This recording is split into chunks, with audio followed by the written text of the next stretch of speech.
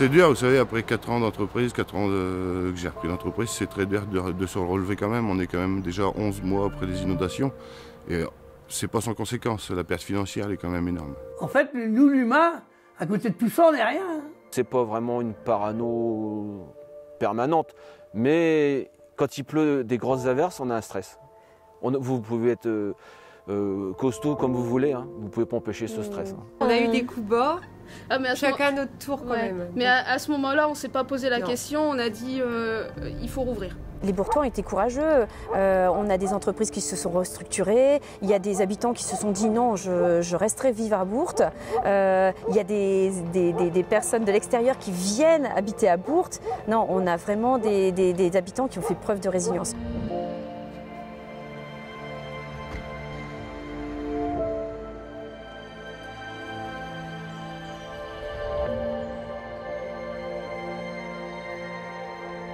Le 6 novembre 2023, le Pas-de-Calais était touché de plein fouet par des inondations sans précédent.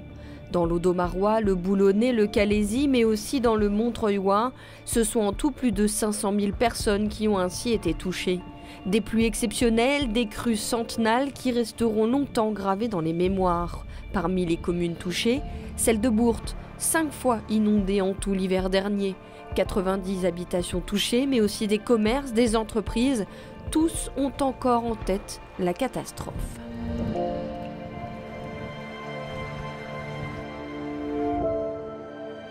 C'était un lundi. C'était le jour de l'anniversaire de ma fille, donc je m'en souviendrai toute ma vie. On était à 2 au matin, il pleuvait énormément, il y avait de l'eau sur la route. Et je reviens des distributeurs. Vanessa est en train de boire un café avec Patrick en face et on a vu l'eau monter dans sa maison. Donc après, Vanessa ne voulait pas fermer, on allait attendre, mais on a pris la décision de fermer. On est parti, on a tout laissé là, les caisses, le pain. On a viré les boulangers. Ouais. J'ai été dire aux boulangers qu'il fallait absolument partir, qu'il ne fallait pas rester là. Ils sont partis, il m'a téléphoné en me disant « faut pas rester là non plus parce que vous repasserez plus ». J'ai bien eu du mal à partir. Et il était en train de faire la viennoiserie, tout ça, tout est resté là. Il a tout laissé tomber là et parti. Quand on est parti le matin, on pensait rouvrir à 15h, quoi. On n'aurait jamais cru que ça aurait pris une ampleur... Après, on n'est pas bête, on sait très bien qu'on est au pied de la rivière, que ça arrive, que ça monte, que ça déborde, mais ça reste toujours sur la route. En plus, nous, ici, on est en hauteur. Donc Et puis, les anciens, ils ont toujours dit, il n'y a jamais eu d'eau ici. C'est jamais rentré. Donc, pour nous, oui, on allait rouvrir à 15h. À 15h, on allait revenir, tout allait être en ordre. J'ai pas réussi à prendre ma voiture. Moi, elle était plus haute, donc j'ai réussi à partir. Parce qu'il y avait tellement un courant aussi, il y avait un tellement monsieur qui était là, monsieur Hibon qui était là, je vois. Donc t'as pas voulu te laisser tout seul. Bah non. T'es parti avec. Je l'ai fait traverser, on a enjambé les murs, tout ça pour le mettre en sécurité parce que ouais, c'était impressionnant, hein, vu comment ça arrivait trop vite, quoi. Une vague. Et après, dans la nuit, je suis venue parce que ça me tracassait.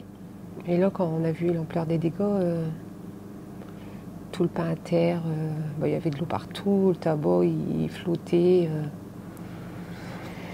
Voilà. Nous, ici, on avait à peu près 60 cm, en sachant qu'on est relevé de plus d'1 mètre de la route. Et dans le labo, qui est plus en contrebas, il y avait environ 1,30 m.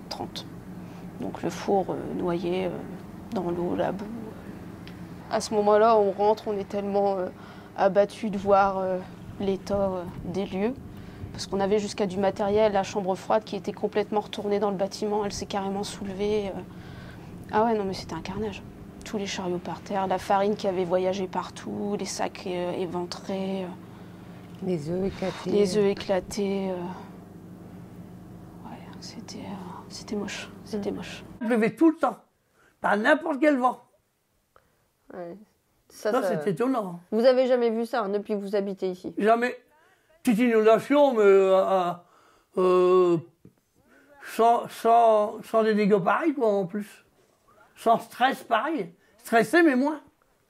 Là, on ne savait pas si la maison allait résister. Tellement il y avait beaucoup d'eau, tellement il y avait du courant. Beaucoup de courant, beaucoup de force, le courant. Dingue. Mini tsunami, à notre échelle.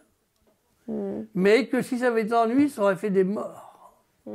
Toutes les personnes qui couchent en bas, qui ne peuvent pas trop se déplacer. Vous, votre réflexe a été, vous avez vu l'eau, vous êtes monté. Monté en haut, ouais. Essayer de récupérer le peu possible de papier.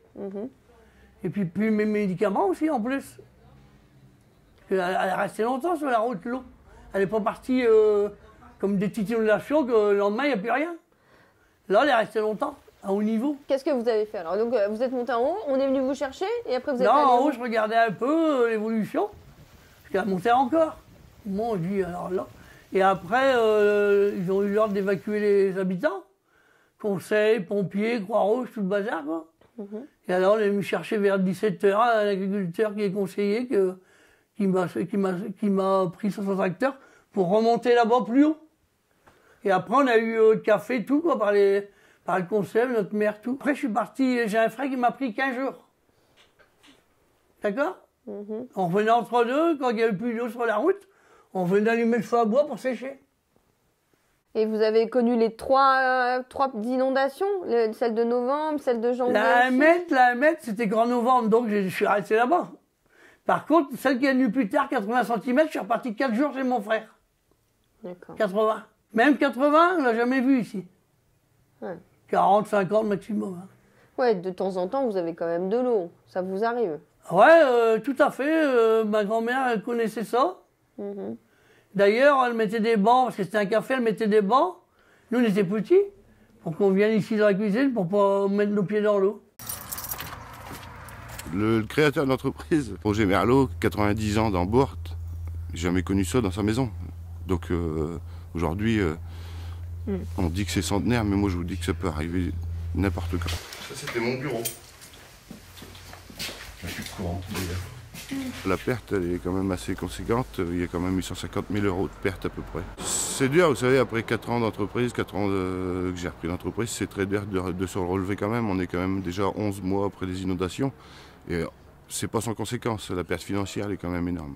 On est encore marqué quand même par les inondations.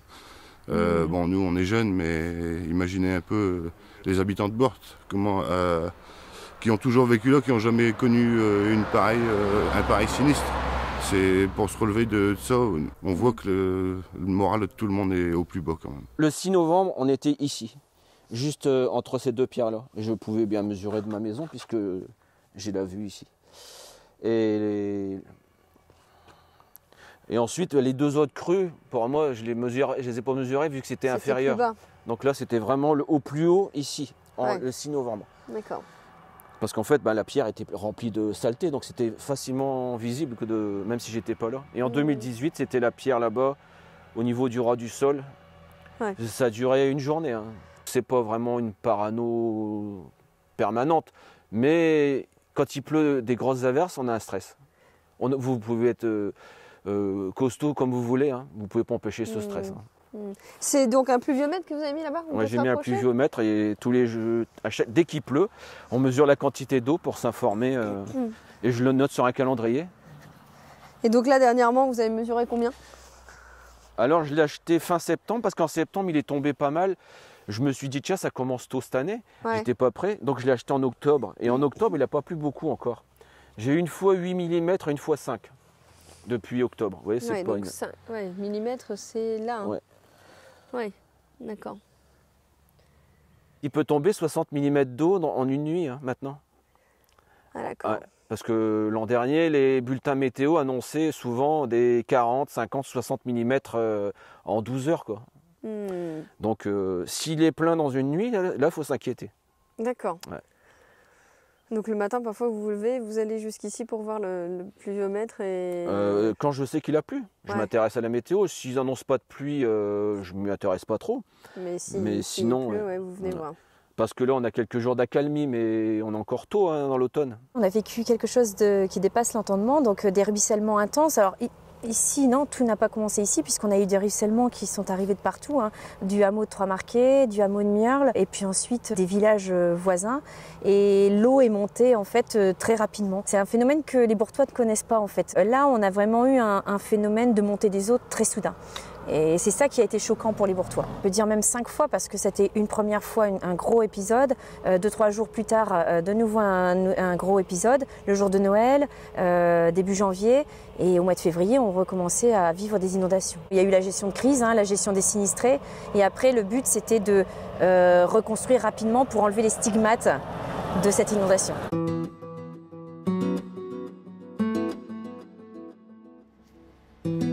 Très vite, la commune est aidée par les collectivités locales.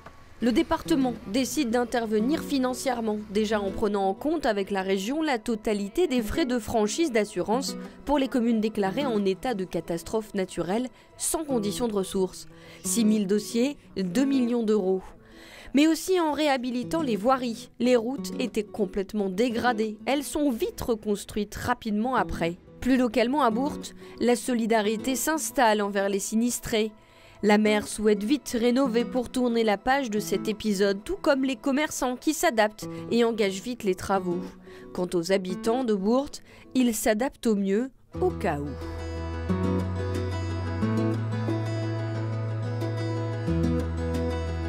Vous voyez, on avait de l'eau, c'est monté, c'était là.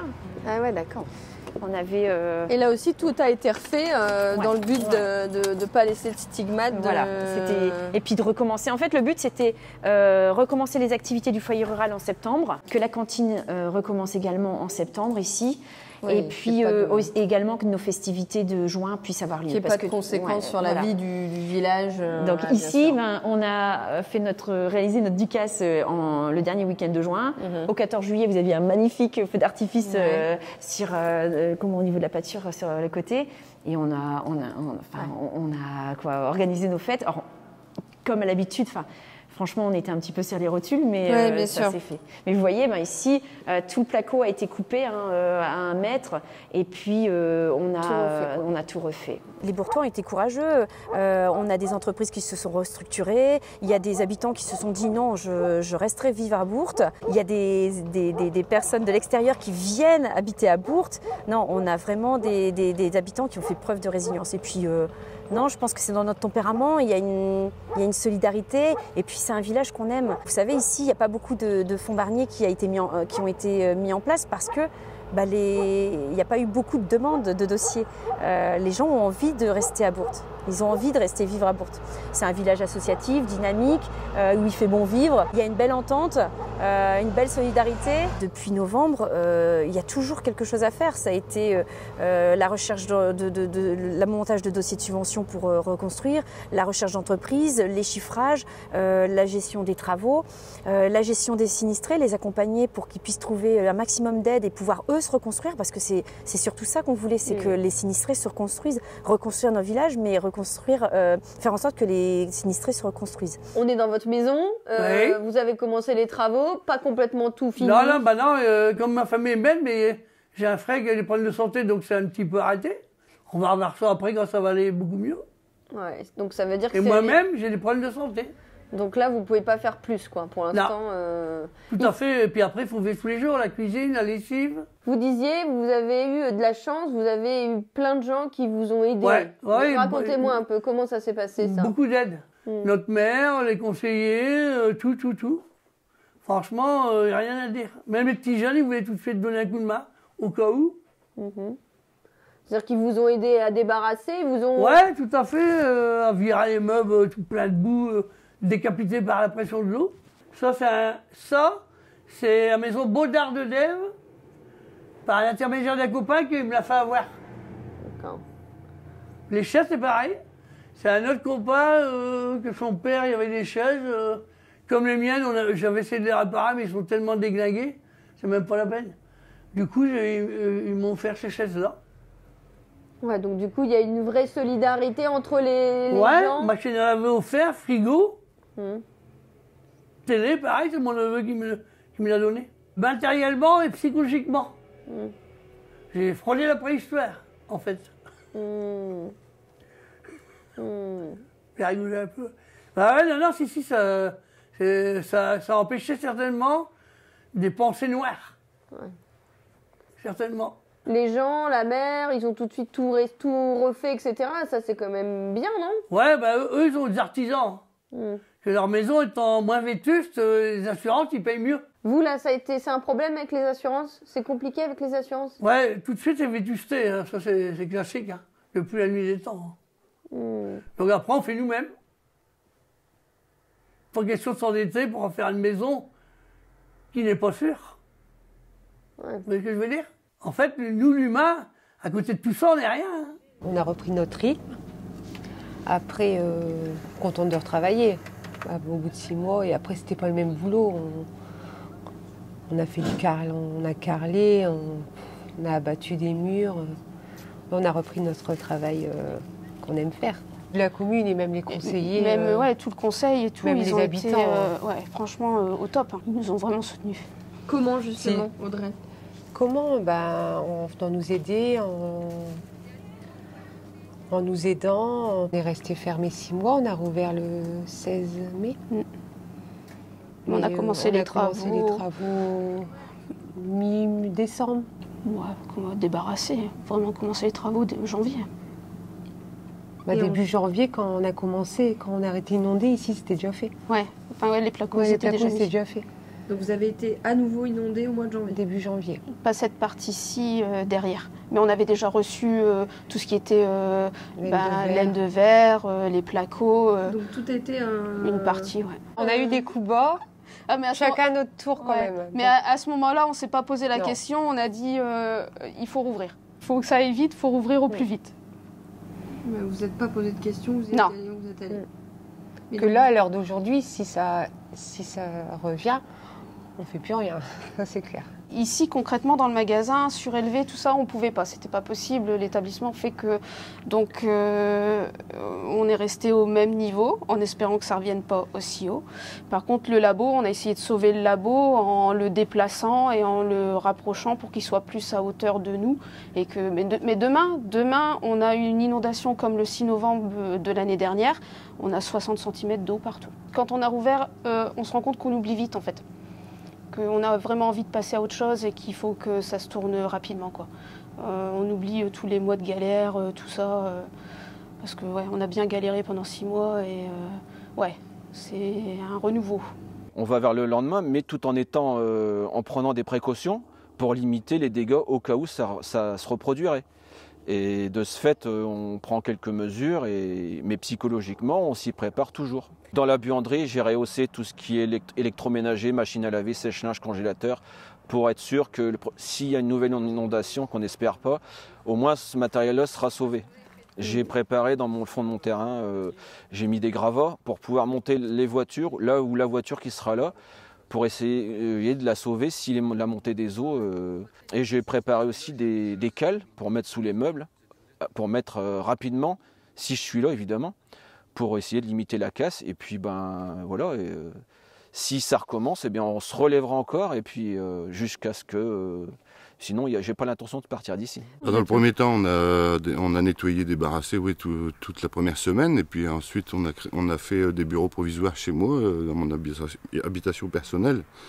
On a continué nos chantiers, parce que nos promoteurs immobiliers n'attendent pas non plus les inondations. Hein. Il y a des clients qui attendent leur logement.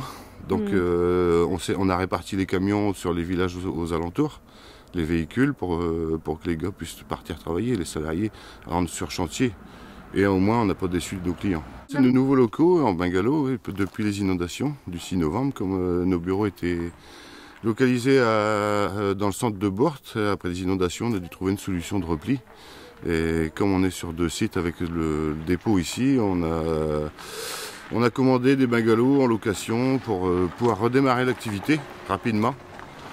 Donc 1 mois après ces inondations, on est de nouveau opérationnel pour recevoir les clients et tout ce qui est comptabilité administrative, bien sûr. Ça reste du provisoire, mais les clients sont contents, ils nous ont retrouvés. Au début, c'était un petit peu la panique, hein, mais oui, ils sont satisfaits et nous, au moins, on a un bon outil de travail en attendant. C'est pas parce qu'on n'a pas la compétence prévention des inondations qu'on va se tourner les pouces, bien au contraire. Ici, on a choisi, vous voyez, là, on effectue la réfection des pales planches. On a également enlevé une passerelle piétonne et un passage à gué qui est un facteur limitant. Et en fait, on est toujours en relation avec les instances, le syndicat de rivière, la CCHPM, pour faire en sorte qu'il y ait des actions qui soient faites pour éviter qu'un épisode comme celui-ci se reproduise. Mais le principal coupable, c'est quand même la pluie, hein, c'est elle la coupable, et ce dérèglement climatique. Donc Il y a des aménagements qui peuvent être faits, mais ce n'est pas des aménagements qui pourront être faits de façon rapide et précipitée, parce que tout ce qu'on va faire sur Bourte aura une incidence sur les autres. Et on ne peut pas en fait effectuer des actions pour protéger un secteur et négliger un autre. Donc c'est pour ça que quelquefois les habitants ne comprennent pas, mais il faut absolument qu'il y ait des actions coordonnées pour faire en sorte qu'on puisse être opérationnel et efficace pour tout un territoire et pas simplement pour un secteur en particulier. La communauté de communes nous a accompagnés beaucoup pendant la crise par la mise en place de bennes à déchets, par la mise en place de son personnel, ne serait-ce que dans l'accompagnement psychologique.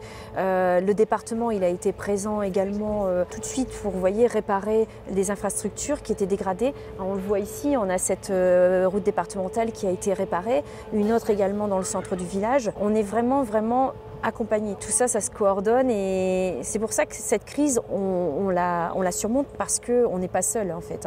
Il y a vraiment tout un accompagnement qui est fait autour de nous. Un an après, de nombreux travaux ont été entamés. Mais il faut aussi repenser l'aménagement du territoire. Pomper, curer ne suffit pas. Il faut repenser les bassins versants, replanter des haies, travailler avec le monde agricole, faire en sorte d'éviter les ruissellements. Sur ce point, habitants comme entreprises et collectivités sont d'accord. Il faut agir, même si parfois cela nécessite des compromis. Agir pour éviter qu'une catastrophe se reproduise.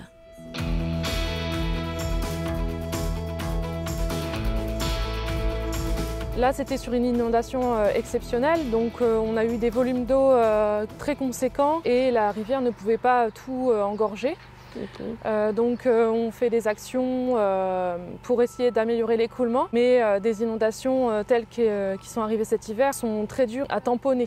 Donc en amont des bassins versants, donc la surface où l'eau s'écoule, on essaye de tamponner au mieux avec de l'hydraulique douce, on appelle ça, donc des réalisations de fascines, des bassins de rétention. Et aussi, on essaie aussi d'améliorer le tamponnement des crues dans la vallée avec des bassins de ralentissement dynamique. Sur certains secteurs, on peut avoir des rétrécissements de cours d'eau où là, on peut améliorer l'écoulement.